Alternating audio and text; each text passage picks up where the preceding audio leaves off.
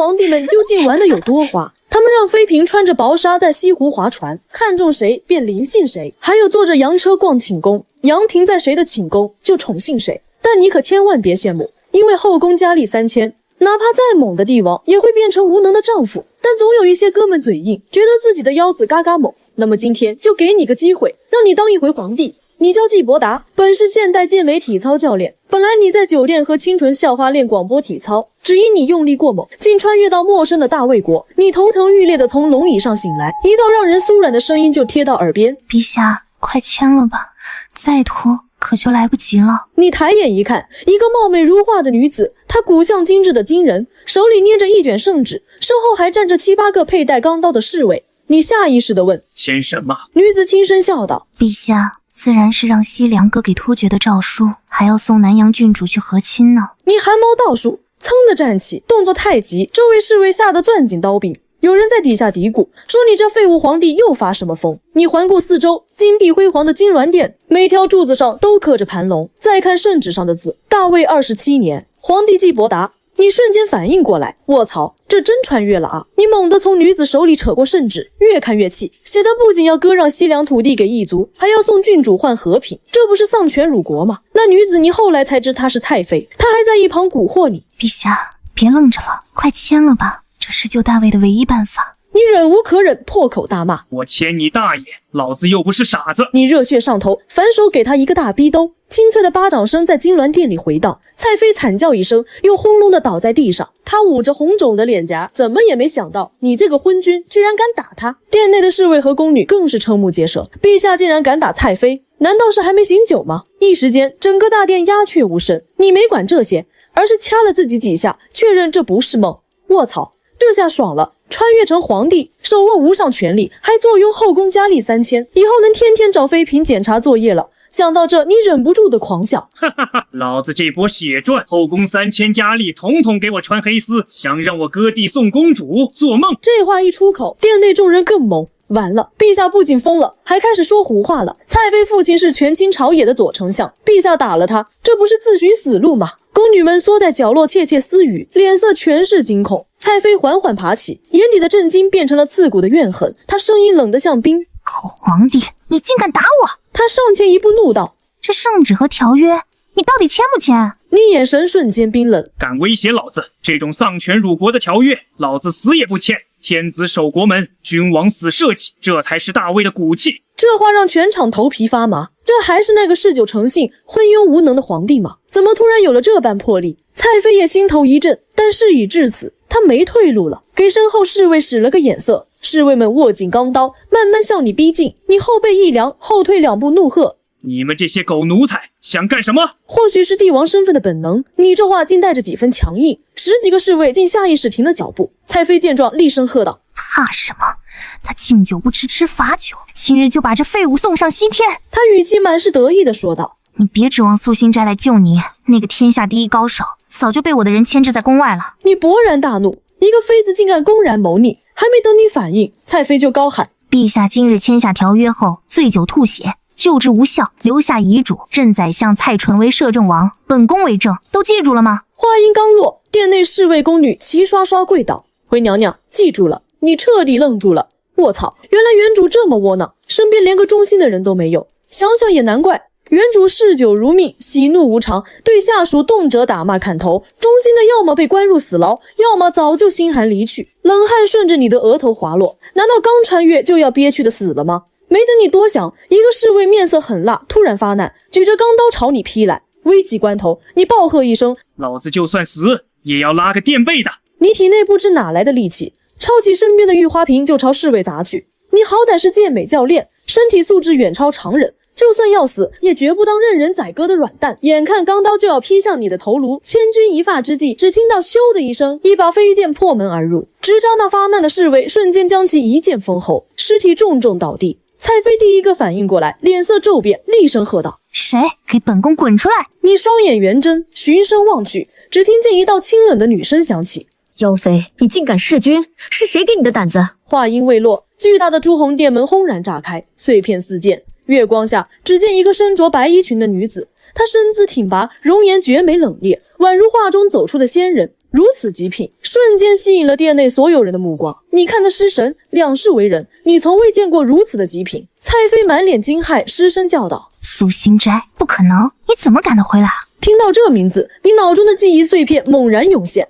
苏心斋是天下第一高手，也是原主的禁卫，是过去太皇后亲自请来的人。当年先帝于太皇后临终前，曾嘱托他务必护住原主性命。这些年，若不是苏心斋暗中保驾护航，原主早被暗杀了无数次。可原主昏庸，沉迷享乐，甚至在蔡妃的唆使下，多次疏远和打骂苏心斋。可他却始终不离不弃。苏心斋冷冷盯着蔡妃：你以为凭你重金买来的那些江湖二流杀手就能拦住我？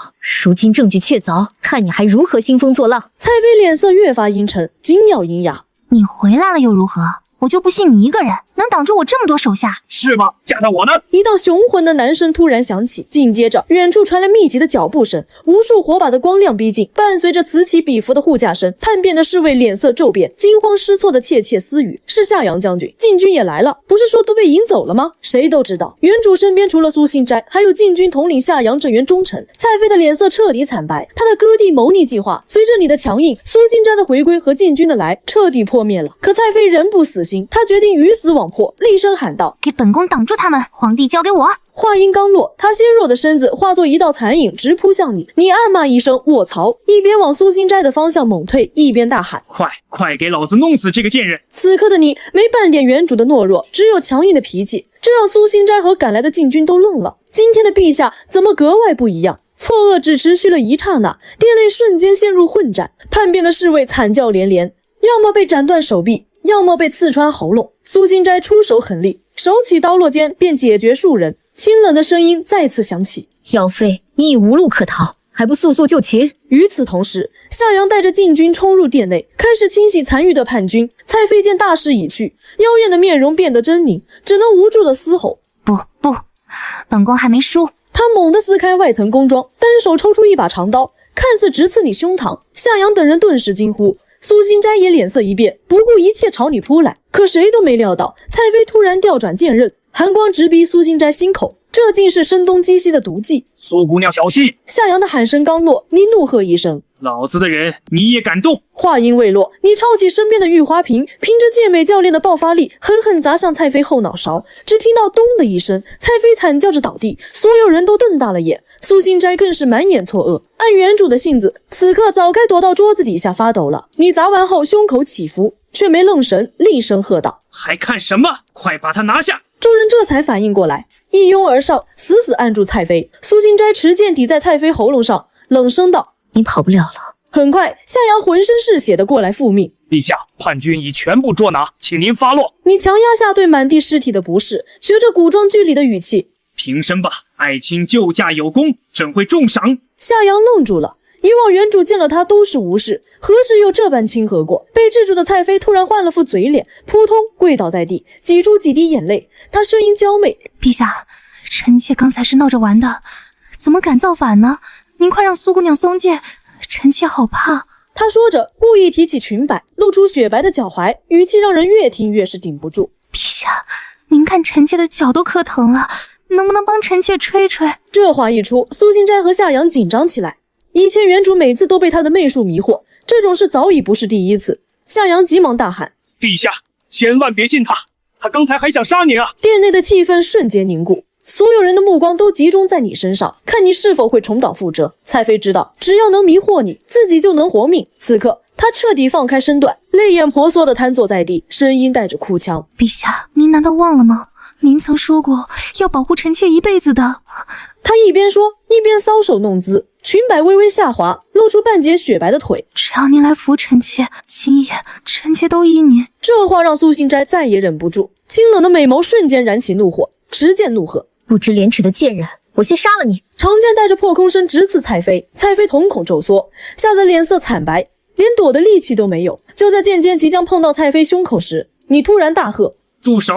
你声音洪亮，带着不容置疑的威严。苏心斋的剑硬生生停在半空，剑刃离蔡妃的衣襟只有1寸。一旁的夏阳心里咯噔一下，糟了，陛下又中了这妖妃的美人计。蔡妃松了口，随即朝苏心斋露出挑衅的笑：你看，陛下就是舍不得杀我，你能奈我何？苏心斋气得玉手发抖，转头看向你，声音带着失望。陛下，您知道自己在做什么吗？你没理他，直接走到蔡妃面前，挪开了苏心斋的剑。苏心斋心瞬间沉了下去，他真不知道自己还能守护你这昏君多久。蔡妃以为胜券在握，又挤出几滴眼泪，伸出手娇声道：陛下，臣妾好疼，您抱臣妾起来好不好？夏阳在一旁叹息，低下头不敢再看，连禁军们都纷纷侧目。可下一秒，你突然变脸，怒吼一声：呵呵，想让我抱你？你反手一个响亮的耳光扇在蔡妃脸上，蔡妃被打得歪倒在地，发钗都飞了出去，半边脸颊瞬间红肿。这反转让全场彻底僵住。苏心斋愣在原地，夏阳猛地抬头，禁军们更是瞪大眼，不敢相信自己的眼睛。你指着蔡妃怒斥：混账东西！你当朕是傻子吗？刚才你有多嚣张，现在就给朕有多狼狈！蔡妃还不死心，爬起来哭喊：陛下，臣妾真的是闹着玩的。呵呵，装，继续给朕装！来人，把这个毒妇打入死牢，听候发落。蔡妃脸色瞬间阴沉，眼神变得怨毒。陛下，你敢这么对我，就不怕我副相蔡纯找你算账吗？你想清楚后果了吗？放肆！你又是一个耳光甩过去。朕乃大魏天子，何时需要给一个臣子交代？苏心斋和夏阳心里掀起惊涛骇浪，这真的是以前那个昏庸无能的陛下吗？你见禁军还在发愣，厉声喝道：还愣着干什么？听不懂朕的话吗？立刻把他拖下去！禁军们这才反应过来，冲上前按住蔡妃，压了出去。蔡妃的咒骂声渐行渐远。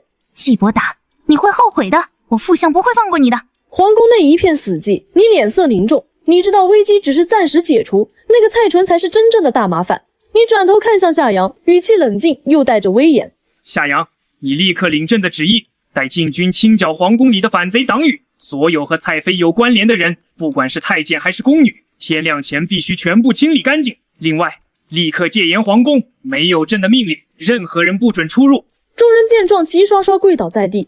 陛下身上的杀气和决绝，跟以前判若两人。夏阳连忙抱拳道：卑职立刻去办。说完，就带着禁军火速离去。你深吸一口气，平复了情绪，转头看向苏心斋，眼前的女子看着不过25岁，按原主的记忆，自己还得叫她一声心斋姨。你上前一步，语气诚恳：心斋，以前是朕糊涂，让你受委屈了，这次你救驾有功，说吧，想要什么奖赏？苏心斋纵然心如止水，听到这话也忍不住眼神一动，死死盯着你，目光里满是审视。你心里有些发慌，万一他看穿自己是鸠占鹊巢，会不会动手？沉默了许久后，苏心斋才勉强接受眼前的变化，美眸里带着复杂。陛下，不用奖赏，这是我该做的。如果您真的迷途知返，还是先想想怎么应对眼下的局面吧。突厥逼得急，要割地和亲，朝里蔡纯一手遮天，奸臣勾结，今夜蔡妃造反，明日还不知道会出什么事。你看着他忧心忡忡的样子，心里有些愧疚。原主以前太混账，若不是自己穿越过来，这么忠心的美人，下场恐怕好不了了。你眼神坚定，认真问道：心斋，你还信朕吗？如果信，就帮朕去办一件事，一个蔡纯而已，朕有的是办法收拾他。苏心斋清冷的眸子里闪过一丝不信。陛下，恕我直言，这几年您沉迷享乐，蔡纯早已权倾朝野，要扳倒他，谈何容易？他语气里带着黯然。好好的江山被原主败成这样，他始终愧疚于太皇后的托付。你眼珠一转，故意道：既然你不信，那朕跟你打个赌如何？苏心斋蹙眉：赌什么？朕会荡平以蔡纯为首的奸臣团体，把大魏的权柄重新握在手里。你语气铿锵，心里有底。上大学时你痴迷历史，帝王心术的书早就翻遍了。苏心斋心里五味杂陈，有欣慰，也有彷徨。陛下，你是认真的吗？比真金还真。你拍着胸脯保证。苏心斋微微蹙眉，随后咬唇道：我跟陛下赌，但陛下必须答应我3件事。别说3件，就算300件也没问题。苏心斋轻启红唇，语气严肃：第一，陛下需勤于政务，远离酒色玩乐之物。第二，多听忠言劝谏，看清朝局，明辨忠奸。第三，罢黜无用公职，整顿朝纲。只要陛下肯应下这3条，我便继续为陛下鞍前马后，直至皇权归位。你没有半分犹豫，当即答应。朕全部答应，不过既是打赌，朕也有个条件。苏心斋眉眼间柔和了些许，缓缓开口：只要不违纲常原则，我都应。你盯着他嘿嘿一笑，看得他心头莫名一紧，总觉得你没好事。你收敛笑意，眼神认真。若朕铲除奸臣，重掌皇权，你便嫁给朕当皇后。这话一出，殿内气氛瞬间凝固，你甚至能感觉到周围的空气都冷了几分。苏心斋眉眼皱沉，语气带着冷意：陛下，饭可乱吃，话不可乱说。你不吃他这一套，从小就机灵的你，直接摆烂摊手。你要是不答应，那这赌约就算了，朕还当回废帝逍遥去。苏心斋被气得胸口剧烈起伏，半晌后，他话锋一转，深深看了你一眼。好，我答应。你先是一愣，随即狂喜，一言既出，驷马难追。苏心斋深吸一口气，加重语气说：我说话向来算数，但在此之前，陛下不可对我有任何越轨之举，否则后果自负。你感受到他身上的杀气，嘿嘿一笑。好媳妇，朕答应你。苏心斋懒得跟你纠缠，直奔主题。陛下刚才说要让我办的事是什么？你莞尔一笑，上前一步，凑到他耳边轻声说了几句。苏心斋晶莹的耳垂瞬间泛红，浑身犹如触电。这是他生平第一次与男子如此亲近，他本想后退，可听经理话里的内容后，美眸逐渐睁大，最后凝满凝重。好，我立刻去办。次日，京城下了一场连绵阴雨，天刚亮，皇宫里数不清的尸体便被禁军抬出。蔡妃造反刺杀圣上被打入死牢的消息很快在京城传开，金銮殿内身穿朝服的文武百官议论纷纷，有人满脸忌惮。蔡妃可是蔡丞相的女儿，如今突厥还在边境闹事，这时候君臣失和，大魏可就危险了。就在这时，你身穿龙袍，在夏阳等人的簇拥下走上殿来，群臣见状立刻近身，齐齐弯腰行礼：“陛下万岁万岁万万岁！”经过一夜的适应，你早已熟悉帝王仪态，抬手沉声道：“诸位爱卿平身。”群臣起身，还没等站稳，一道中气十足却带着不满的声音突然响起：“陛下，微臣有本要奏。”满殿文武瞬间噤声，齐刷刷看向说话之人。此人正是左丞相蔡纯，他头发半白，留着山羊胡，站在文臣之首，自带一股不怒自威的气势，显然早已权倾朝野。苏心斋站在殿角，见蔡纯发难，不由担忧地看了你一眼。你坐在龙椅上，不动声色。原来是蔡爱卿，有话但说无妨。你决定先装傻，以不变应万变。虽知对方是奸臣，你却半点不慌。蔡纯上前一步，语气带着质问：“敢问陛下，小女蔡妃究竟犯了何罪，竟要被打入死牢？”你冷笑一声：“蔡爱卿，难道你不知昨夜蔡妃意图弑君造反之事吗？”蔡纯故作惊讶：“哦，竟有此事。可老臣了解小女，她一心为国，怎会谋反？臣以为这里面定有误会，陛下莫要被奸人蒙蔽了双眼。”他说完，眼神扫过殿后的苏心斋与夏阳，带着一丝阴狠。不少大臣暗自嘀咕：小皇帝该顺着台阶下了吧，不然怎么跟蔡丞相抗衡？可下一秒，你直接怼了回去。照你这么说，是朕诬赖你女儿了。这话一出，满朝文武猛地抬头，个个瞠目结舌。这还是那个昏庸的废物皇帝吗？他居然敢怼蔡丞相！只有苏心斋嘴角露出一丝欣慰的笑，看来陛下是真的站起来了。蔡纯脸色沉下：“老臣不敢，但此事疑点重重，需彻查。”他转头看向身后，语气带着施压：“朱大人、周大人，你们说是不是？”话音刚落，两个中年男子立刻走出队列，一个是刑部尚书朱堂，一个是宗人府少卿周仁，他们都是蔡纯一手提拔的亲信。朱堂率先开口：“陛下，微臣也觉得该彻查，皇宫出了弑君之事，每个人都脱不了干系。”周仁也附和道：“是啊，陛下，臣不信蔡妃会造反，定是被奸人胁迫。”两人话音刚落，不少依附蔡纯的大臣纷纷附和，一时间满殿都是请陛下彻查的声音。你脸色彻底沉了下来，手指捏得咯咯作响，这分明是指鹿为马。你冷冷开口：“诸位爱卿既然觉得有冤，那说说你们认为真正的凶手是谁？”周仁立刻跳出来，指着苏心斋与夏阳，大声道：“是他们，还有已下狱的羽林卫大将军，这些人都有嫌疑。”你猛地拍案而起，怒吼道：“放你娘的狗屁！昨夜若不是他们，朕早已死在蔡妃刀下。你含血喷人，也带点脑子，敢污蔑功臣，你该当何罪？”你知道，此刻若不站出来，苏心斋与夏阳这些仅有的忠臣，定会被安上莫须有的罪名。这强势的反应让苏心斋与夏阳忍不住对视一眼，他们心中满是震撼。这真的是陛下吗？他竟在保护我们！满朝文武也个个诧异。仅一夜之隔，陛下的脾气怎会变得如此火爆，还敢为忠臣出头？周仁被骂得面红耳赤，强撑着反驳：“陛下贵为九五至尊，却满口脏话，成何体统？”这话一出，夏阳等人瞬间暴怒：“放肆！竟敢对陛下不敬！”而你早已怒火中烧，怒吼道：“这轮不到你这个老东西指指点点，你眼里还有君臣之别吗？”声音震得大殿梁柱仿佛都在颤。你知道是时候该立威了。下一秒，你噌地从龙椅上冲下去。苏心斋惊呼着想拦，却慢了一步。文武百官见你满脸杀气冲过来，纷纷后退。周仁更是吓得呆在原地。你几步冲到他面前，狠狠一个耳光抽去，啪的一声脆响。周仁捂着流血的嘴角，连带着几颗碎牙摔在地上。金銮殿瞬间死寂。天子当朝打人，这是大魏100年来头一遭。蔡纯顿时怒了，他知道这巴掌抽的是周人，更是打他的脸。陛下，此举不合规矩吧？你根本不搭理他，对着倒地的周人又踩了几脚，怒道：敢对朕不敬，还敢污蔑忠臣，你也配当朝廷命官？住手！蔡纯气得胡须乱抖，周人却被踩得失去理智，破口大骂：你这个昏君！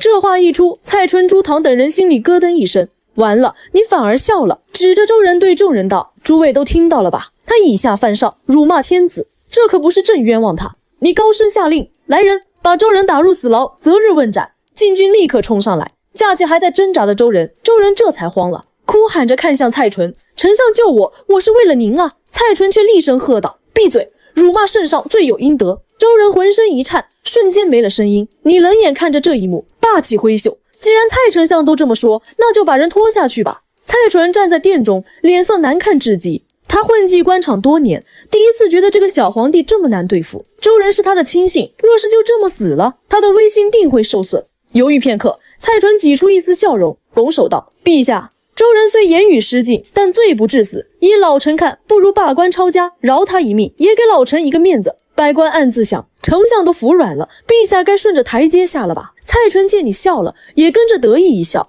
以为你要退步，可下一秒，你的笑容瞬间消失，眼神满是帝王杀气。你的面子值几个钱？蔡纯的脸瞬间僵住，如同吞了苍蝇般难看。满朝文武更是目瞪口呆，下巴都快掉地上。陛下竟这么硬气！夏阳等人忍不住咧嘴笑，苏心斋也美眸圆睁，满是诧异。大殿死寂了许久，你缓缓开口，无需多言。今日这周人，朕非杀不可。蔡纯脸色铁青，眸子深处藏着怨毒，突然道：既然陛下执意如此，不如让文武百官表决。若有一人说周人该死，老臣便不再过问；若没人觉得他该死，陛下恐会寒了众臣的心，须得收回成命。他紧接着用激将法激将你，陛下乃九五至尊，总该有这个胆量吧？苏心斋脸色一变，这朝堂满都是蔡纯的人，表决就是陷阱。可没等他上前阻止，你高声应道：表决就表决，谁怕谁？蔡纯暗自冷笑，小皇帝还是太嫩了，这一局你输定了。蔡纯转身面对百官，高声问道：诸位同僚，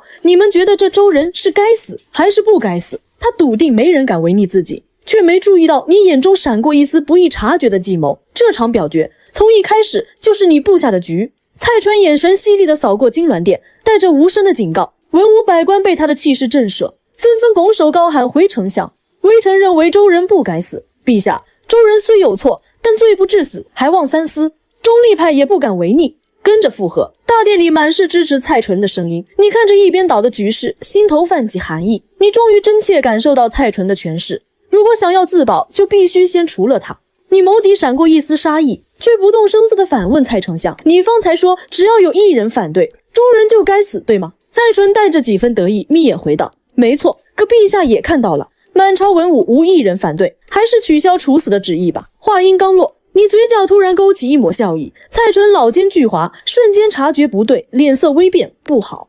没等他反应，你突然拍了拍手，几道人影从大殿的巨大屏风后走出，齐声喝道：微臣反对，周人以下犯上，辱骂天子，该死！文武百官齐刷刷抬头，满脸震惊，是谁敢跟蔡丞相唱调啊？看清来人，众人更是哗然，是郎中令周毅、羽林卫大将军张衡，还有太史令黄平，他们不是被陛下打入死牢了吗？怎么会在这里？蔡纯一怔，气得胡须乱抖，这些都是他的死对头，到底是谁放出来的？只有苏心斋嘴角露出一抹浅笑，他清楚，这是昨夜你特意让他去释放的忠臣。周毅等人走到殿中，躬身行礼：臣等参见陛下。陛下万岁万岁万万岁！他们刚从死牢出来，身上的伤口还渗着血，模样狼狈，却眼神坚定。你连忙起身，语气带着愧疚：诸位爱卿快起，朕已查明真相，你们都是被冤枉的，即日起官复原职。这话如同惊雷，瞬间炸了锅。张衡等人满脸不敢置信，依附蔡纯的权臣更是急得跳脚：陛下不可，他们是重犯，怎挑起与突厥的冲突？你怒喝一声：住口！声音震得大殿发麻，说他们是重犯，拿证据出来，拿不出来就是欺君之罪。权臣们瞬间哑口无言。当初关押这些人，本就是原主一时兴起，哪有什么证据？蔡纯脸色黑如锅底，终于明白自己被你下套了。你盯着他，冷笑道：蔡卿，现在你觉得周人该不该死？蔡纯强压怒火，语气生硬：陛下随意，但老夫得提醒您，大魏如今风雨飘摇，可别寒了众臣的心。他说着就准备拂袖离去，老夫身体抱恙，先行告退。原本想洗白蔡妃，结果反倒赔了亲信，他早已没了颜面。你知道现在还动不了蔡纯，也见好就收，诸位爱卿也散了吧，朕罚了，明日再议。文武百官悻悻离去，不少人狠狠瞪了张衡等人一眼。被禁军压着的周人彻底慌了，哭喊着：“丞相救我！朱大人，邢大人，你们快帮我说话啊！我不想死。”可没人理会他，他不过是蔡纯丢出来的牺牲品。人群中有人趁乱凑到周人耳边，压低声音威胁：“周大人，什么该说，什么不该说，你清楚。敢出卖丞相，你全家都别想活。”周人浑身一颤，面如死灰，砰的瘫倒在地，瞳孔也没了光彩。宫门外的大道上，大臣们簇拥着蔡纯，纷纷嘀咕：“陛下怎么一夜之间变了这么多？”蔡纯越走越气，突然停下怒吼：“都给老夫闭嘴！”兵部尚书、礼部尚书等人吓得大气都不敢喘。蔡纯眸底闪着阴狠：“皇帝小儿，老夫倒要看看你怎么应对突厥的狮子大开口。”他咬牙捏拳，冷冷下令：“传我命令，即日起6部官员都抱病，不许处理任何公务。”他要让朝堂停摆，给这个刚硬起来的小皇帝一个下马威。金銮殿内，众人还沉浸在你智斗蔡纯的震撼中。你忽然转身，对着刚被释放的张衡和周毅等人郑重躬身一拜。几人吓得连忙后驾：“陛下不可！”你却坚持拱手，语气恳切地说：“诸位爱卿，以前是朕糊涂，委屈了你们，如今你们还愿意辅佐朕吗？”这话简单直白，却掷地有声。张衡等人对视一眼，眼中满是震撼，随即齐刷刷跪倒，高声道：“陛下，臣等愿效犬马之劳。”苏心斋和夏阳在身后暗自欣慰，本还担心他们心灰意冷，没想到陛下一句话就凝聚了人心。你眼神坚定，既然如此，咱们君臣同心，早日铲除蔡纯这帮野心之辈。张衡等人重重点头，眼眶都红了。盼了这么多年，终于等到陛下醒悟的这天。你迅速切入正题，你们说说，眼下手里能调动多少人马，管辖哪些事务？张衡率先回话：“陛下，诺江的羽林卫有7万兵力，负责京城防务，但城内的金吾卫、城外的双子营都被蔡纯的亲信把持，咱们动不了。”郎中令邱毅苦笑道：“臣等虽有实权，却处处受6部掣肘，很多事根本推进不了。”苏心斋这时开口：“陛下，大魏如今内忧外患，最棘手的还是突厥。他们以边境摩擦为由，要求送南阳郡主和亲，还要割让3座城池，否则就挥师南下。”这话一出，众人脸色瞬间沉了下来。若不是原主昏庸多年，突厥怎敢如此嚣张？你却眯眼一笑：“车到山前必有路，活人总不能被尿憋死，咱们一步一步来。”说着，你走上龙椅旁的案前，提笔写下一个令字，扔给张衡。你立刻秘密清洗羽林卫、京畿防务的军队里，绝不能留蔡纯的奸细。给你2天时间，办不好，朕一样治你的罪。张衡接过令牌，脸色一震：“臣遵旨。”你又看向邱毅：“邱爱卿，你回去召集可靠的门生故旧，朕后面有大用。”2人领命退下。大殿内只剩下你和苏心斋和夏阳3人，空气中满是破局的决心。次日清晨，御书房外传来老太监惊慌的声音：“陛下，不好了！6部官员今早全告病，说没法上朝。”你刚走出御书房，脸色就是一沉。你说什么？老太监急得冒汗，整个6部都瘫痪了。各州府递来的奏折在殿外没人管。苏心斋双眸寒光一闪，这群人分明是故意的。蔡纯这是为了蔡妃和周人的事报复陛下。他转身就要吩咐：“快传旨，催他们上朝。”慢着！你突然叫住他。苏心斋和夏阳都愣住了，都火烧眉毛了。陛下怎么还这么淡定？苏心斋蹙眉提醒：“陛下，6部管着天下政务，一旦停摆，后患无穷，天下人还会笑话您这个皇帝。”你却笑着摇头。蔡纯想逼朕低头，可他没料到，这反而给了朕一个收回权力的机会。众人瞬间反应过来，蔡纯不在朝堂制衡，正好能放手做事。夏阳激动道：“陛下打算怎么办？”你目光锐利，将计就计。1个时辰后，御书房内檀香弥漫，一场迷你朝会开了起来。张衡、邱毅等忠臣全被召来，太监们抬着几车奏折堆在殿中，像座小山。张衡看着奏折，倒吸一口凉气：“陛下，这都是今天要处理的。”你也有些诧异，虽知奏折多，却没料到这么多。邱毅苦笑道：“这么多，臣等根本忙不过来。”你却反问：“都到这份上了，不大胆启用新人，难道等蔡纯回来拿捏咱们？”众人一咬牙：“陛下说得对，臣等遵命。”你点头，把你们昨晚召集的门生故旧带进来吧。今天的奏折正好检验他们的本事，只要有才干，朕当场封官。此刻的蔡纯还在府里享乐，根本没料到自己的施压，竟给你送了个启用新人的契机。很快，张衡等人带来的30多个门生故旧被领进御书房，他们大多衣着朴素，甚至有些面带菜色，一看就是久不得志的寒门子弟。从清晨到黄昏，御书房的门就没开过，偶尔传出你愤怒的吼声：“6部这群混账，这么多冤案压着不办，给朕查，贪官一律杀无赦。”终于，所有奏折都批阅完毕，虽不算完美，却解了燃眉之急。30多人里，有一半展现出过人才干，尤其是一个叫段石的年轻人，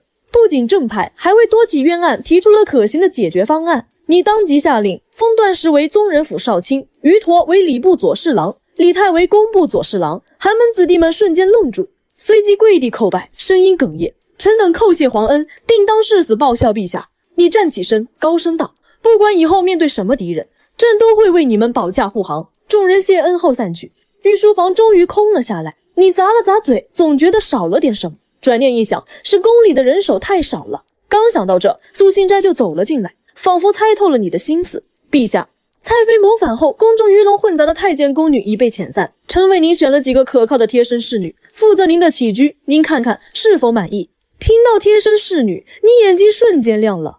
穿越成皇帝，还没尝过美人在怀的滋味。天子身边的侍女哪是普通女子能比的？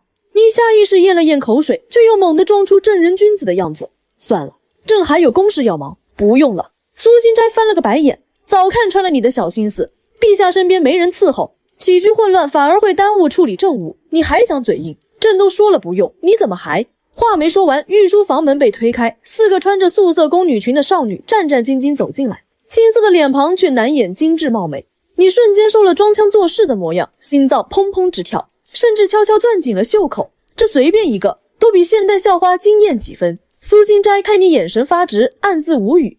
朝堂上能硬刚蔡纯的人，见了姑娘怎么就像没见过似的？他故意问：“陛下觉得合适吗？不合适我再去选。”你猛地站起身，双眼冒光：“太合适了！”苏心斋立刻戏谑道：“可陛下刚才明明说不用啊！”你嘿嘿一笑，装作失忆。朕说过吗？怎么一点印象都没有了？4个少女眼眶通红，连忙磕头求饶：“陛下，奴婢很听话，什么都会做，求您留下我们吧。”奴婢不但会拉二胡，还会吹箫。你故意面露难色，拖了几秒才松口。既然你们这么诚恳，那朕就勉为其难留下吧。苏心斋看着你这副厚脸皮的样子，红唇忍不住抽了抽，别过脸不愿再看。一旁的老太监福寿很会来事，立刻道：“还不快抬起头，让陛下好好瞧瞧你们的模样。”少女们擦了擦眼泪，怯生生的抬头，精致的五官上满是紧张，都是未经修饰的天然美貌。陛下，奴婢春竹，奴婢夏兰，奴婢秋菊，奴婢冬雪。你心里早已蠢蠢欲动，却强压着激动道：“名字都不错，从今以后你们就负责照顾朕的起居，比如睡前暖床之类的，明白吗？”话刚说完，你又连忙改口：“不是暖床，是日常起居。”4女却没在意这点小插曲，狂喜着磕头：“谢陛下大恩，奴婢们明白。”就在你春风得意，琢磨晚上怎么安排时，夏阳突然跌跌撞撞闯进来，声音带着惊慌：“陛下不好了，南阳郡主不愿和亲，上吊自杀了。”这话像惊雷炸响在御书房，你猛地一拍桌子：“什么？”你瞬间想起，南阳郡主是开国大将军赵凯的独女，她曾被先帝封为郡主，不仅貌美善良，还乐善好施，在京城声望极高。而突厥点名要她，分明是记恨当年赵凯打败突厥的仇，想借机羞辱赵家。夏阳急得满头大汗，语速飞快：“陛下，千真万确，赵府来人报的信，幸亏发现的早，郡主还有气。要是晚一步……”苏心斋等人脸色沉了下来。若郡主真出事，赵家旧部和老臣定会寒心，朝堂只会更乱。你脑中突然闪过一段童年记忆，小时候和郡主在皇宫华清池玩水，他总喊你皇帝哥哥，两人亲如兄妹。想到这，你心狠狠揪了一下，二话不说大喝：“速速备车，把太医院最好的御医都带上，朕要亲自去赵府探望。”夏阳立刻应道：“臣这就去准备。”赵府朱门紧闭，府邸气派威严，门前的石狮子透着功勋世家的厚重感，一看就不是贪官奸臣的宅邸。夏阳上前敲门，里面很快传来老管家的声音：“赵府今夜不见，有事明日再来。”你走上前沉声道：“朕来看望南阳郡主。”开门，门内瞬间没了身影。过了好一会，才传来急促的脚步声。老管家带着一群下人开门，见你身后跟着大批禁军，吓得扑通跪倒在地，声音发颤：“陛下恕罪，小人有眼无珠，没认出是陛下，求陛下给小人一条生路啊！”你皱眉，伸手扶起他：“这难道像嗜杀成性的暴君吗？起来吧！”老管家却还是慌，原主暴虐享乐的名声早就传遍了京城。没等他多说，你迈步要进门，老管家却突然挡在前面，老泪纵横地跪下：“陛下，求您别再逼郡主了，换个人和亲吧。郡主她真的受不了啊！”身后的下人们也跟着齐刷刷磕头，哭着哀求：“是啊，陛下，郡主好可怜，求您开恩吧。”苏心斋等人面色沉重，谁都知道大卫现在的处境，可看着这一幕，又忍不住于心不忍。你没有生气，放缓语气：“都起来吧，朕不会让郡主和亲的，快带朕去见他，他现在怎么样了？老管家半信半疑，却还是不敢违抗，连忙起身带路。陛下，这边请。郡主还在昏睡，一直没醒过来。绕过长廊，一座雅致的别院出现在眼前。推开门，病榻上躺着一个面色苍白的女子，虽虚弱不堪，却难掩绝美容颜，正是南阳郡主。老管家轻手轻脚走到床边，低声喊道：“郡主，陛下来看您了。”南阳郡主缓缓睁开眼，眼神还带着几分迷糊，可看清床边站着的你时，瞬间清醒，眼中满是惊恐，猛地往床角缩：“你走，别过来，我不要见你！”下人们吓得哭哭啼啼，既心疼郡主，又怕你动怒降罪，你心中满是苦涩。小时候的青梅竹马，如今竟成了这般模样，你连忙后退2步，放缓语气：“侄儿，别怕，朕只是来看你，朕不靠近你，朕把宫里最好的御医都带来了，让他们给你诊诊，可别落下病根。”缩在床角的郡主身体猛地一滞，美眸里闪过一丝恍惚：“你竟还叫他的小名侄儿？”他愣愣地看着你，你不是皇帝。你愣了一下，反问：“朕怎么不是皇帝？”郡主突然崩溃大哭：“你是无情无义的魔鬼，我死也不会让突厥人羞辱我赵家门楣。”你愧疚瞬间涌上心头，你缓缓上前，在众人紧张的注视下，轻轻抬手抚上他的后脑勺。郡主身体一颤，想要抗拒，却被你温柔的声音拦住：“放心，皇帝哥哥今天来就是想告诉你，绝不会让你去和亲。”郡主缓缓抬头，声音哽咽，带着不确定：“你说的是真的吗？”你毫不犹豫：“当然，朕若撒谎，天打雷劈。”这个时代的誓言重如泰山，全场人都愣住。郡主的眼泪再次夺眶而出，到底哪个才是你？我已经认不出了。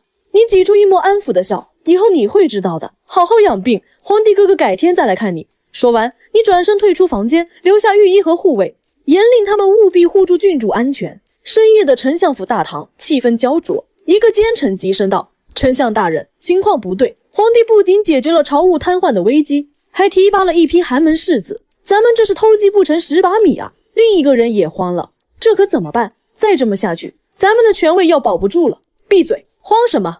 成何体统？一道中气十足的呵斥声打断众人。蔡纯的脸从暗处缓缓显露，眼神阴鸷。他冷声道：“不过是10几个小官，让他提拔便是，无伤大雅。”有人疑惑：“丞相，那您的意思是？”蔡纯冷笑一声：“突厥人咄咄逼人，没有老夫从中周旋，我倒要看看这个小皇帝怎么解决。”奸臣们顿时反应过来，纷纷大笑：“没错，听说突厥可汗已经等不及了，就等着看陛下出丑。”蔡纯的眉头突然皱起，语气沉了下来。蔡妃还在死牢里，刺杀皇帝的罪名铁证如山，没法翻供。众人脸色一凛，蔡妃是他的亲生女儿，没人敢怠慢。一个奸臣提议：“丞相，既然翻不了供，不如想办法让小姐从死牢里逃出来。”这话一出，大堂瞬间安静。劫天牢可是灭族的死罪。蔡纯眯着眼，眸底闪过狠辣，沉默片刻后喊道：“来人！”黑暗中立刻走出一个黑衣男子，面容冷峻，浑身透着杀气。蔡纯下令：“轻轨，动用你的人手，把死牢里的玉儿救出来，必须完好无损。”轻轨躬身领命，卑职定不辱命。蔡纯挥挥手：“都散了吧，除了救玉儿，其他事都按兵不动，等着看好戏就行。”奸臣们恭敬行礼后退下，尽显蔡纯权倾朝野的威势。纯望着窗外的黑夜，露出奸邪的笑，转身吩咐：“把新买来的少女送到我房间。”次日清晨，你没吃早膳就赶到了御书房。邱毅急得直踱步：“陛下，按您的意思拒绝了突厥的条件，可咱们根本打不过他们啊！”张衡也附和：“南阳郡主这事让朝廷没了退路，现在各方都盯着，必须拿出应对之策。”你深吸一口气，坐在龙椅上，语气沉稳：“别慌，朕已经找到解决办法了。”众人瞬间惊呼，齐刷刷抬头：“什么办法？”连身后站岗的苏心斋和夏阳也露出诧异的神色。你没有直接回答，反而问道：“你们先跟朕说说突厥的具体情况。”张衡等人虽疑惑，还是立刻回话：“陛下，突厥前身是草原12部落，20年来互相吞并，最后成了3大势力，彼此恩怨极深。可1年前，突厥可汗阿史那胡真用威逼利诱的手段，让另外2大首领臣服，成立了突厥汗国，现在至少有50万兵力，而且突厥人向来骁勇善战。”听完这话，你眼神猛地一眯，脑中灵光一闪，刚统一的部落内部必定矛盾重重，这或许就是破局的关键。你嘴角悄悄勾起，心中已经有了初步的计划。你眼中闪过睿智的光，缓缓开口：“敌人的敌人就是朋友，这或许就是破局的关键。”众人闻言一惊，纷纷追问：“陛下，您难道想离间突厥汗国内部？可这难度太大了。”你笑了笑，语气笃定，说难也不难。草原部落本就不讲究汉人那套礼法，只要能搅乱他们的内部关系，或是拉拢一方势力借力打力，突厥的逼宫危机就能暂时解除。张衡、邱毅、段氏等人瞬间如梦初醒，眼中燃起希望，急忙道：陛下，那具体该怎么做？你眼神锐利，杀伐果断，正要立刻联系突厥左贤王，他会是咱们的突破口，先稳住突厥的攻势。张衡面露苦涩，陛下，非我族类其心必异，左贤王未必会信咱们啊。你淡淡道，正不过是利用他与可汗的矛盾，为大魏复兴争取一点时间罢了，不必求他真心归顺。这时有人忧心，可派谁去当使臣？必须得有舌战群儒本事的人。眼下朝中好像没有合适的人。大殿上的段氏突然上前一步，眼神一亮，陛下，微臣倒想起一个人。不少大臣对视一眼，满脸惊疑。段大人，你该不会说的是那个狂人安必烈吧？你蹙眉，你们说的是谁？详细说说。众人拱手回道，此人是京城出了名的刺头，大魏21年的进士，学问极好，却不愿做官。邱毅补充道，朝廷3次邀他任职，都被他拒绝了，还放话宁愿在巷子里喝酒作诗，也不替陛下做事。众人都觉得安必烈难当大任，可你非但没生气，反而更感兴趣。他在哪？正要亲自见他。有人劝道，陛下，此人脾气古怪，说话不留情面，恐会激怒突厥人，误了大事。你却豁达一笑，能人多有怪脾气，狂妄自负很正常，关键看能不能驾驭福寿。立刻去把他召进宫，此事要严格保密，绝不能让蔡纯知道。众人见你态度坚决，不再多劝，领命去寻安必烈。御书房散会后，你留在书房处理奏折，直到夕阳西下才停下。你伸了个懒腰，对快步上前的福寿挤了挤眼。后宫可有漂亮的妃子？忙了一天，该放松放松了。福寿立刻心领神会，谄媚笑道，陛下，后宫虽无皇后和四妃，但每年选入的秀女不少，个个貌美。您要翻牌子吗？老奴这就去准备。你正要点头，一道清冷的声音突然传来，陛下，您这是要去哪？你回头一看，苏心斋正站在门口，神色平静，却带着不容置疑的气场。你瞬间收敛神色，嘿嘿一笑，没什么，就是想去后宫转一转，看看那里的景致。苏心斋走上前，躬身道，陛下恐怕不能去，您忘了答应过我要练武，每天只有这1个时辰，现在就开始吧。你瞬间垮脸，别啊，练武多累，明天再练不行吗？苏心斋挑眉，语气淡淡，难道陛下想作废之前的赌约？你立刻改口，语气急促，练，当然练，不就是练武吗？朕还怕了不成？苏心斋面无表情，那就请陛下更衣，随我去青石广场。说完转身就走，雷厉风行。你望着他的背影，小声嘀咕，这要是成了朕的皇后，得赶紧统一皇权，把他娶到手。不久后，你换上黑色劲装，跟着苏心斋来到广场。苏心斋认真道，今天先教站桩，也就是扎马步，能锻炼耐力和体力，打好基础才能学其他招式。你搓着手，满眼期待，能不能直接学你那剑术，就是你一夜杀几人的那种，多威风。苏心斋玉脸一黑，毫不留情的鄙视，路都没学会走就想跑？陛下还是先把马步扎稳再说。你不死心，你是天下第一，给朕醍醐灌顶不行吗？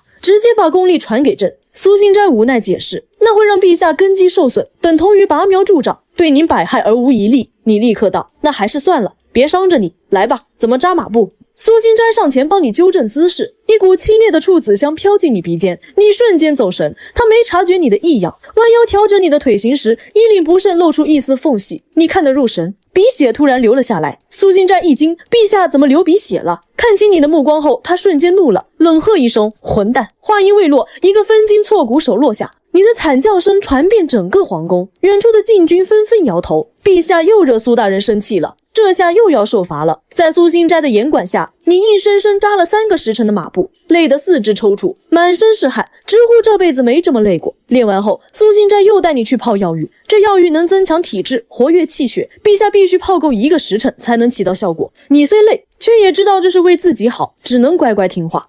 你浑身瘫软在浴桶里，一边揉着酸痛的胳膊，一边骂骂咧咧。早知道练武这么折腾，当初说什么也不答应苏姨。春夏秋冬4位美婢正围着浴桶给你搓澡，单薄的衣衫沾了水汽，衬得肌肤愈发银白。没多久，夏兰、秋菊、冬雪奉命去准备后续的药材，浴房里只剩春竹一人。你忽然贼心大起，伸手轻轻拽住春竹的衣角，春竹浑身一颤，手里的搓澡巾差点掉在地上，怯生生道：“陛下。”你坏笑2声，语气带着几分戏谑，嘿嘿，过来点，朕有话跟你说。春竹虽紧张的指尖发白，却还是乖乖往前挪了2步。他深知天子的威严，不敢违逆。你像个坏叔叔似的挑眉，声音压得低了些。想不想当婕妤？以后不用再做这些粗活，还能常伴朕身边。春竹俏脸瞬间涨得通红，眼中满是震惊。天生婢女能被封婕妤，于是她连做梦都不敢想的好事。她咬着唇犹豫片刻，最终还是轻轻点了点头，眼底藏不住期待。越看这温顺的妮子越喜欢，冲她眨了眨眼。他们还要一会儿才回来，你懂朕的意思吧？春竹身子一僵，紧张的双腿都在微微发抖，纤细的手指攥在一起，拧成了麻花。没等他反应过来，你已经伸手将他拉进怀里，温热的水汽裹着两人，气氛瞬间变得暧昧起来。与此同时，天牢深处，昔日的蔡妃正独自坐在冰冷的地面上。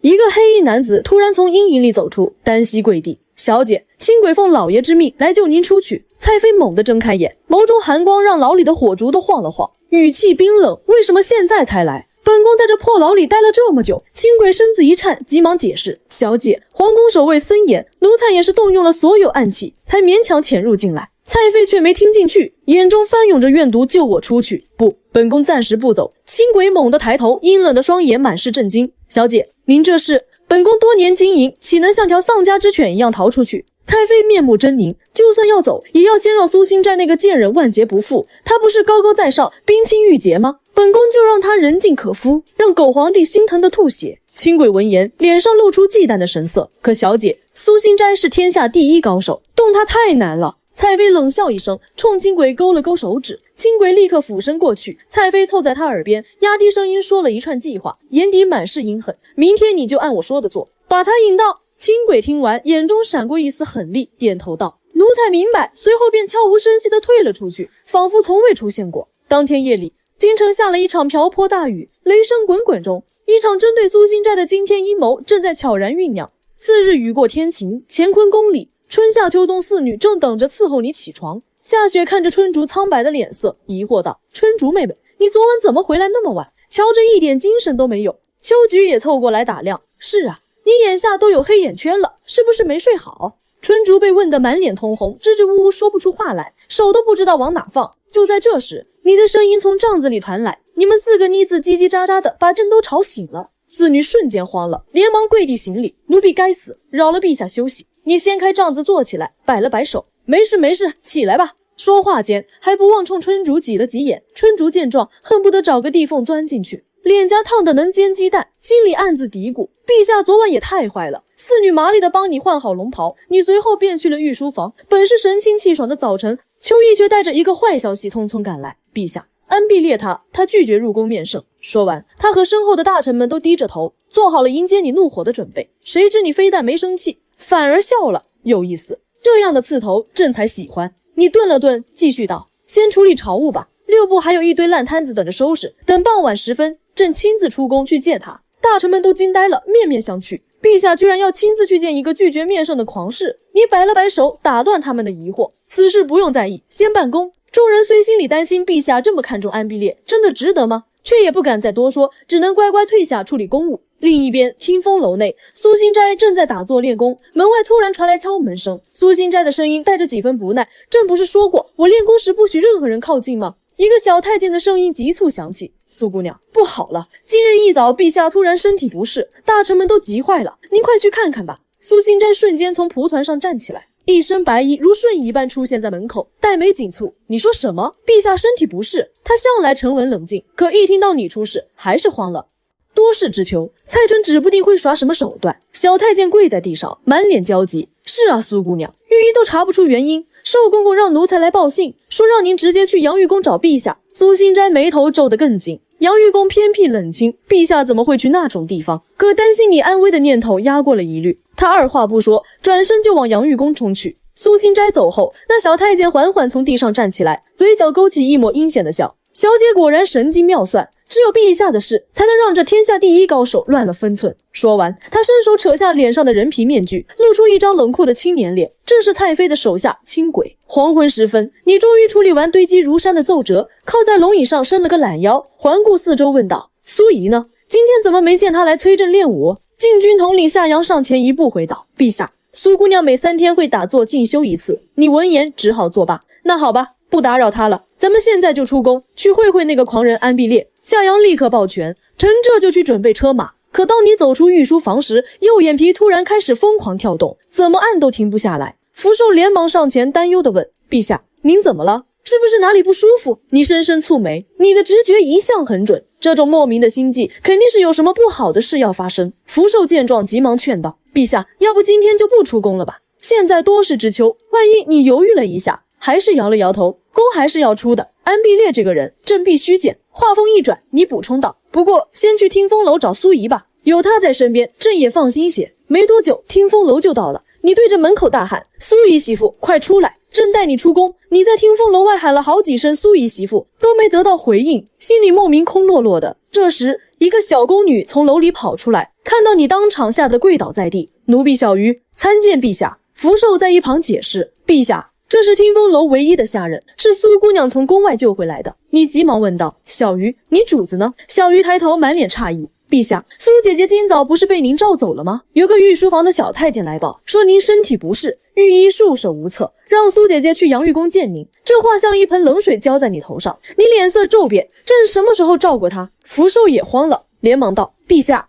御书房日常当值的是禁军和老奴，根本没有派小太监去请苏姑娘啊！你瞬间反应过来，有人假传口谕，你捏紧拳头，指甲几乎嵌进肉里，转身就往外冲，嘶吼道：来人，带路去阳玉宫。夏阳立刻带禁军封锁皇宫，排查那个假太监张衡，让羽林卫封死京城各门，感动苏怡，老子扒了他的皮。皇宫瞬间乱作一团，禁军四处搜捕，马蹄声呼喊声此起彼伏。当你赶到阳玉宫时，眼前的景象让你怒火中烧。宫殿里空无一人，地上却有明显的打斗痕迹，桌椅翻倒，烛台碎裂。夏阳突然捂住口鼻，指着墙角：陛下，您看，这里有枚燃尽的毒香。你凑过去闻了一下，顿时头晕目眩，连忙后退。这是专门针对内力高手的迷香，你浑身发冷，苏怡肯定出事了。就在这时，一名禁军跌跌撞撞跑进来，声音发颤：陛下，不好了，死牢里的蔡妃不见了。看守的10几个兄弟都中了毒，昏迷不醒，在场所有人脸色瞬间惨白。你咬牙切齿地骂道：好个蔡玉，苏怡失踪，肯定是他搞的鬼。夏阳急得直跺脚，蔡妃恨苏姑娘入骨，手段阴狠，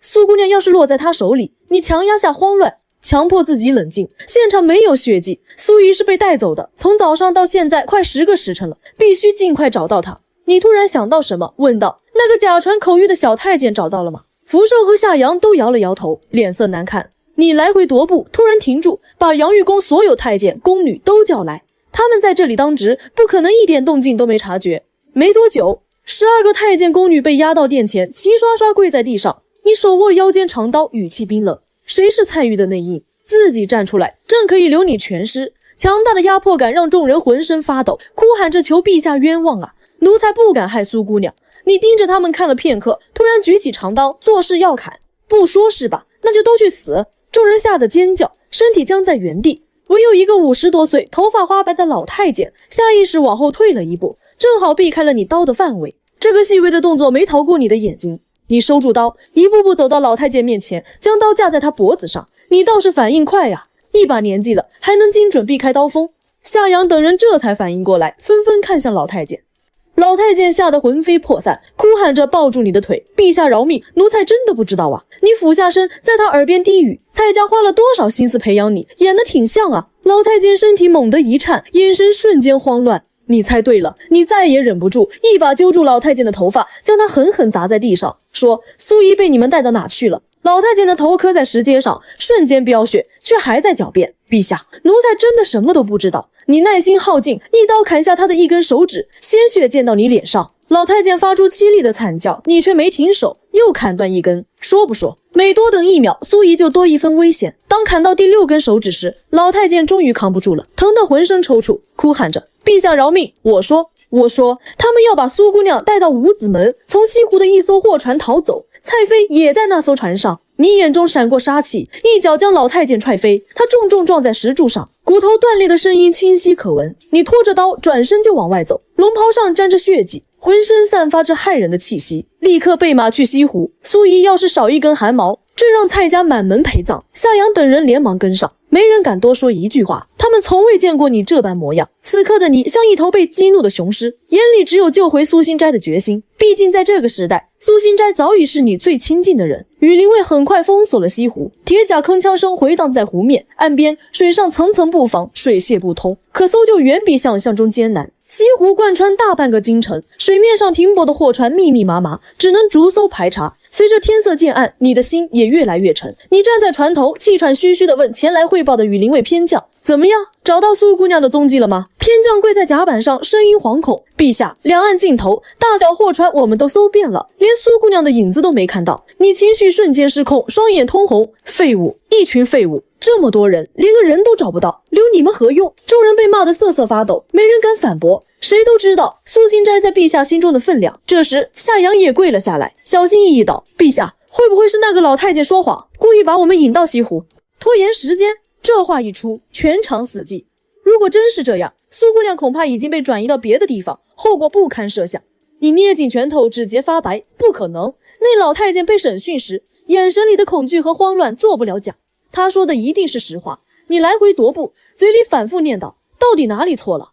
人没出城，也不在湖上。难道……突然，你猛地抬头，眼中闪过一丝光亮。人是从五子门出来的。五子门离京城4门最远，他们压根没想过出城。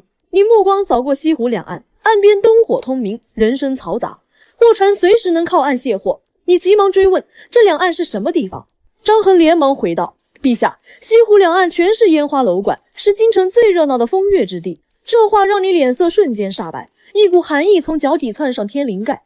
蔡玉心狠手辣，绝不会轻易杀了苏心斋。若把他藏在这种地方，你不敢再想下去。你怒吼道：“快，搜遍两岸所有烟花之地，凡是隐瞒可疑之人，不报者诛杀9族。”话音未落，你已经率先跳上岸，朝着最近的楼馆冲去。此刻你心如刀绞，若苏心斋真受了屈辱，你一辈子都不会原谅自己。与此同时，一处装修奢靡却透着低俗胭脂气的房间里，苏心斋缓缓醒来。他咬破舌尖，借着刺痛勉强提起精神，却发现四肢无力，连抬手都做不到，只能眼睁睁看着周围的一切。一道妩媚又带着怨毒的声音响起：“苏姑娘不愧是天下第一高手，中了那么重的迷药，还能醒得这么多。”蔡玉身穿黑色劲装，从屏风后走出来，眼神冰冷地看着他。苏心斋美眸骤缩，惊道：“是你？你怎么从死牢里逃出来的？”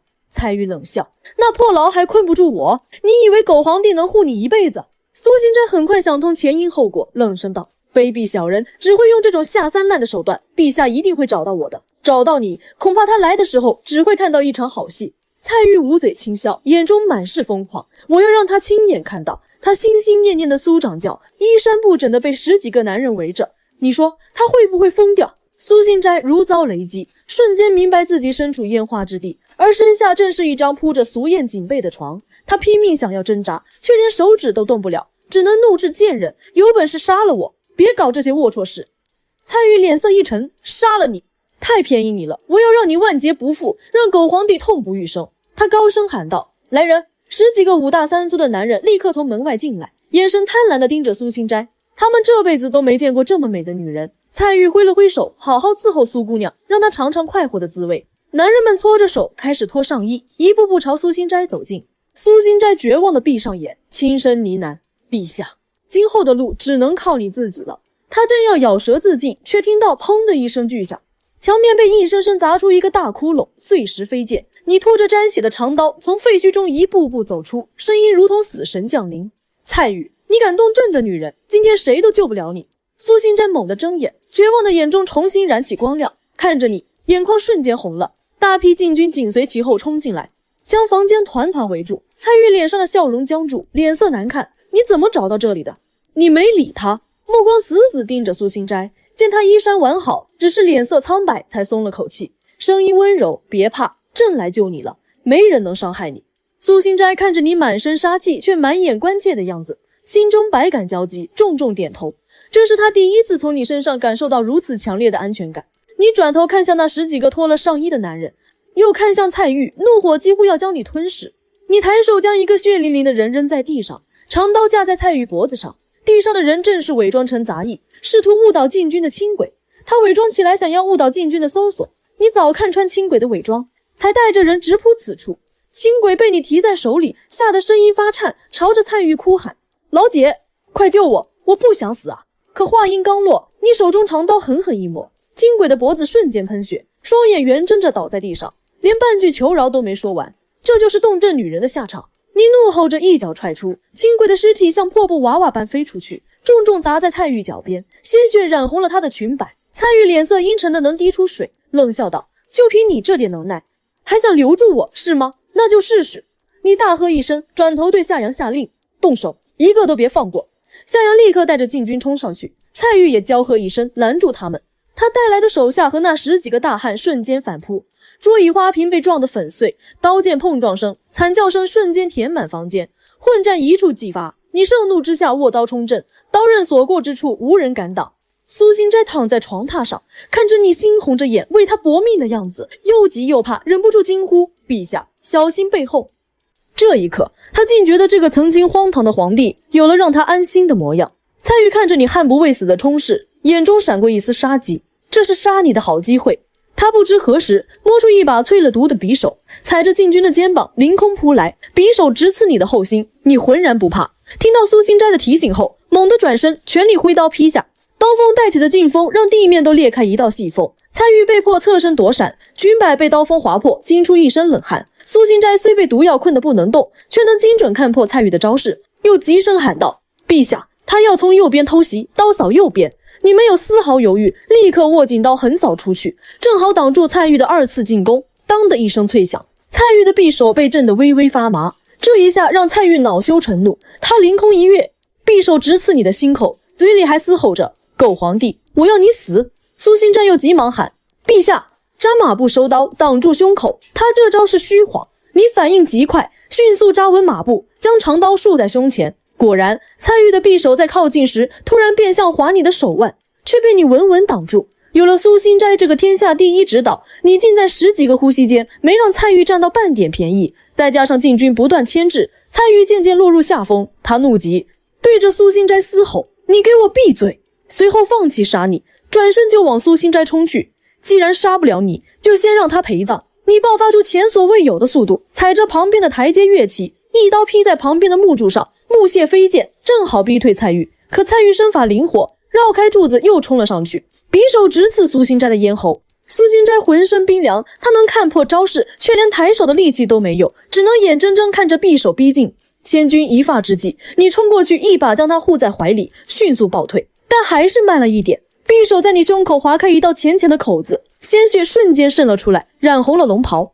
你忍不住狠狠蹙眉，却还是先低头问苏心斋：你没事吧？苏心斋看着你胸口的血，眼眶瞬间红了，满是自责：陛下，都怪我。你忍着剧痛，轻轻拍了拍他的背：放心，朕没事，一点小伤而已。蔡玉见没伤到苏心斋，步步紧逼，冷笑着说：狗皇帝，没想到你对他还真是痴情啊！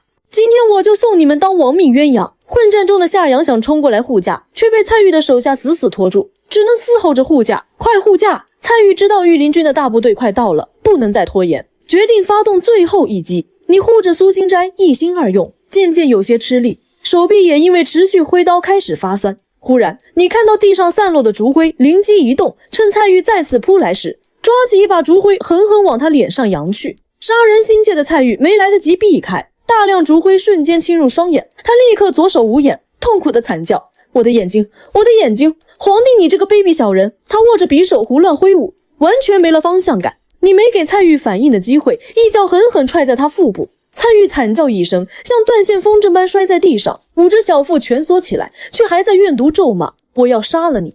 狗皇帝！你步步紧逼，又是一脚扫出，蔡玉被踹得倒飞出去，重重撞在柱子上，一口鲜血喷了出来。你如暴怒的狮子般扑上去，一手抓住他的头发，将他的头往柱子上狠狠砸去。砰砰！巨响中怒吼：动朕的女人，这就是代价！蔡玉被砸得披头散发，满脸是血，却仍不服软。你不得好死，我做鬼也不会放过你！这话彻底点燃你的怒火，拳打脚踢接连落下，耳光声在房间里回荡。全场禁军都被你这狠厉的模样震慑，连苏心斋都看得心头一颤，却又忍不住泛起一丝感动。就在这时，张衡满头大汗冲进来：陛下，不好了！蔡纯带着金无畏往这儿赶，已经到西湖了。你气喘吁吁停手，一脚将蔡玉踹翻，沉声道：他怎么会知道？张衡急道：看样子是来救蔡玉的。来势汹汹，不屑冷笑，他以为自己是大罗金仙，能救走这贱人。苏心斋却急忙劝道：陛下，留着他更有用，现在还不是和蔡纯撕破脸的时候，有他做人质，蔡纯至少会收敛些，咱们也能多争取时间整顿朝局。众人虽觉得憋屈，却也明白这是最优解。躺在血泊里的蔡玉听到这话，突然发出怨毒的笑：皇帝小儿，你就是个窝囊废！我爹来了，你有种就杀了我啊！你被彻底激怒，一脚踢在他脸上，蔡玉大口吐血，牙齿碎了一地，惨叫着滑出去好几米，重重撞在墙上。你拖着刀上前，眼神冰冷。你以为朕不敢杀你？蔡玉这才露出惧色，声音发颤：你敢？我爹不会放过你的。你没理他，刀在地上拖出刺耳火花，霸气十足。朕只信人定胜天，可就在你要动手时，蔡玉突然爆发求生欲，撞碎窗户逃了出去，一边跑一边喊：爹，快救我！今天必须杀了他！你提着刀就追出去，禁军们也立刻跟上。此刻西湖两岸早已挤满围观百姓，议论声此起彼伏。这是怎么了？蔡丞相都来了，听说陛下的女人被绑了，陛下亲自来救人。蔡玉浑身是血，面目全非地冲出来，像疯了一样到处乱撞，嘴里喊着爹。正在赶路的蔡纯听到声音，抬头一看，脸色瞬间黑到极致，捏紧的拳头咯咯作响，自己的掌上明珠竟被打成这样。蔡玉看到蔡纯像抓住救命稻草般扑过去，爹，快救我，他要杀我！蔡纯怒视着追来的你，大吼：谁敢动我女儿？身后金无畏立刻冲上去，和羽林卫撞在一起，现场瞬间乱作一团。蔡纯厉声喝止：都给老夫住手，我看你们谁敢动！他权势滔天，羽林卫们顿时僵在原地，脸色难看地看向你，不敢再上前。僵持间，你带着一身杀气冲出来，声音响彻西湖两岸：蔡纯，你女儿绑架朕的人还想逃？话音未落，你将手中长刀全力往前一抛，寒芒在夜色中划过一道凌厉弧线，直逼蔡玉。蔡纯瞳孔骤缩，失声大喊：不！蔡家人也跟着嘶吼小姐。下一秒，长刀精准刺穿蔡玉的肩膀，一抹雪花溅起，全场瞬间鸦雀无声，连围观百姓的议论声都消失了。